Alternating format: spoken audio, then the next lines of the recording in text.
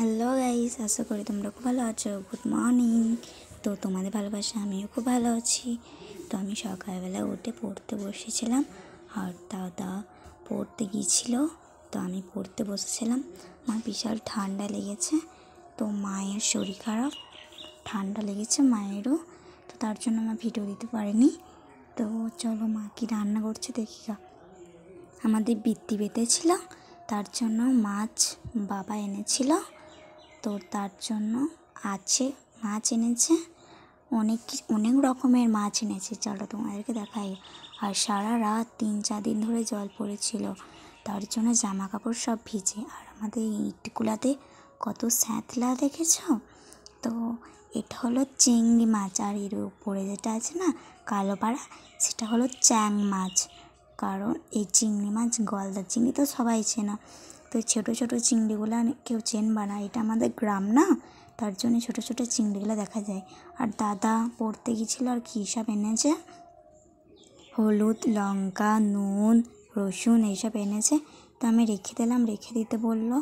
তো আমাদের সকালবেলায় কী রেসিপি হয়েছে দেখো। পেঁয়াজ দিয়ে পুঁটি মাছ ভাজা, আলু ভাতে আর ভাত। আর তার সঙ্গে কী আছে জানি না। আর চলো তোমাদেরকে দেখাই আর কত রকমের মাছ এনেছে।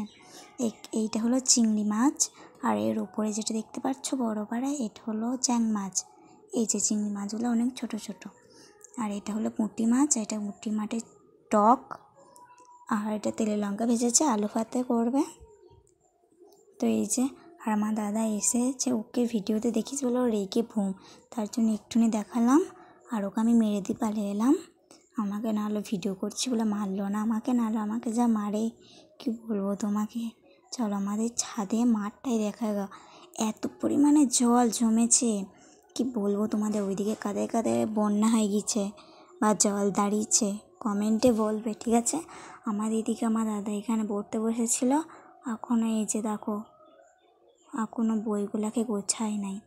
আর আমাদের এই ছাদেও তো জামা কাপড় মেলে দিয়েছে। দেখেছো আমাদের গাছ মানে কেমন জল হয়েছে, দেখো মাঠটা মনে হচ্ছে একবারে সমুদ্র নেমে গেছে। আর এই যে সবুজগুলো, এইটা দেখাই যাচ্ছিল না, একবারে সব লেভেল হয়ে গিয়েছিল। এই যে দেখো কত জল, দেখেছো ওই দিকেও খুব জল হয়েছিল বুঝলে। আর এইটা পুরো একবারে প্লেন হয়ে গিয়েছিলো, মনে হচ্ছে সমুদ্র। এখন তো তবু ধান পানা, ওই দেখো পানা গাছগুলো সব চলে এসছে। তো আমাদের এইখানে অনেক জল দাঁড়িয়েছিল, আর গ্রামের ভেতরে 1 হাঁটু করে জল ছিল। তারপরে আবার ওই দিকেও মাঠগুলোতে জল আছে। তো মা যে জ্বালা রান্না করছে, আর আমাদের এদিকে কত বন হয়ে গেছে দেখেছো। এখানে মা একটা সজনে গাছ লাগিয়েছে, আর ওই দিকেগুলো তোমাদেরকে দেখাতে পারবো না। এই যে হালকা হালকা সাদা সাদা দেখাচ্ছে, ওখানেও জল দাঁড়িয়ে গেছে, বুঝতে পারছো তোমরা। তো দেখছো কত জল দাঁড়িয়েছে আমাদের। তো আমি ছাদ থেকে এখন নেমে পড়বো, এখন ভাত খাবো। চলো ভাত খাই গা।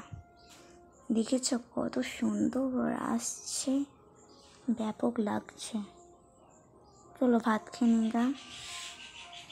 তো আমি এখন সিঁড়ি থেকে নামছি।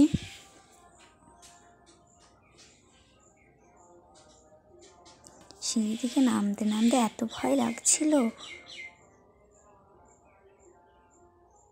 তো এই যে মাছের টক, ভাত, আলু ভাতে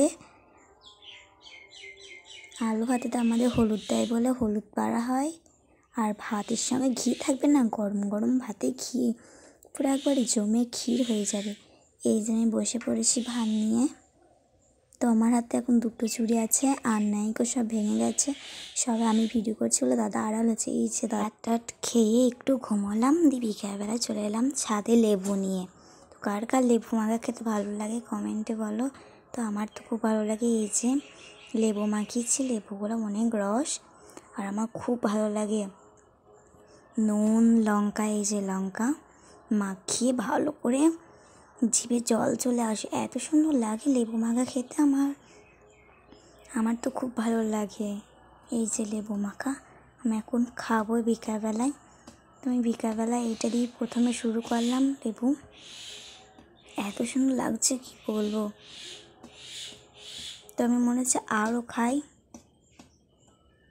এত সুন্দর লাগছে, আমার কাছে যদি আরও থাকতো আমি আরও খেতাম।